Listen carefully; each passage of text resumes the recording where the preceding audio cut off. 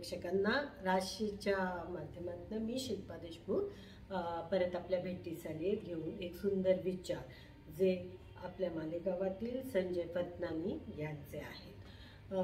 आता नुकत्याच विधानसभेच्या निवडणुका पार पडल्यात आणि त्याचा निकाल येणार आहे आणि त्यावेळेसच त्यांनी एक सुंदर असं लिखाण पाठवलेलं आहे जे मला असं वाटतं राशीच्या माध्यमातून तुमच्यापर्यंत निश्चित जावं आणि पोचावं। आणि तो विचार असा आहे की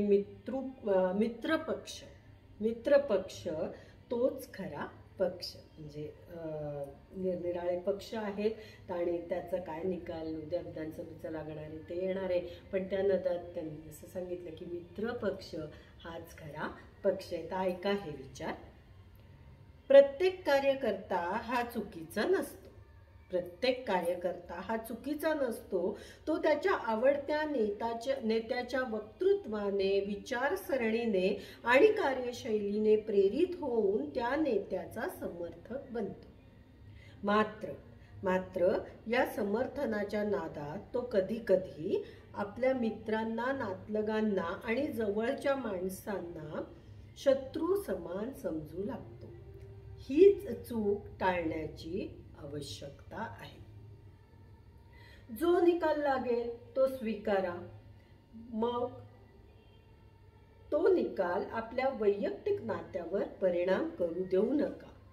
हे लक्षात ठेवा की कोणत्याही निवडणुकीत विजय किंवा पराभव हा क्षणिक असतो, पण नाती आणि मैत्री ही आयुष्यभर टिकणारी असतात। त्यामुळे एकमेकांना टोमणे मारणे, वाईट बोलणे किंवा चमचे वगैरे म्हणणे टाळा।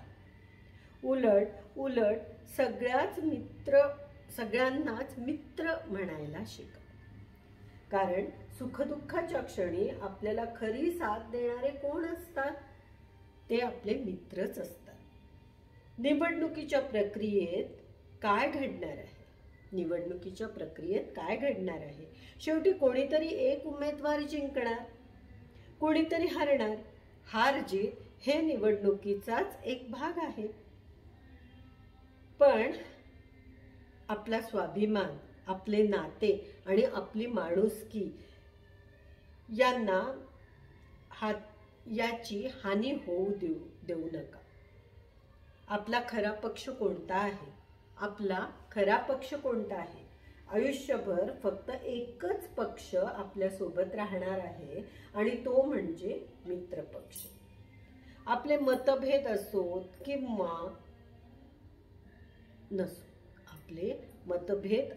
किंवा नसोत, आपल्यातली माणुसकी आणि आपली नाती जपणारा मित्रपक्ष कायमच जिंकत राहणार आहे। त्यामुळे निकाल स्वीकारा, पण संयमाने। कोणालाही दुखवू नका, वाईट बोलू नका। आपले मित्रपक्ष सदैव प्रामाणिक आणि मजबूत ठेवा। आपला मित्रपक्ष तोच खरा पक्ष। नमस्ते राशी।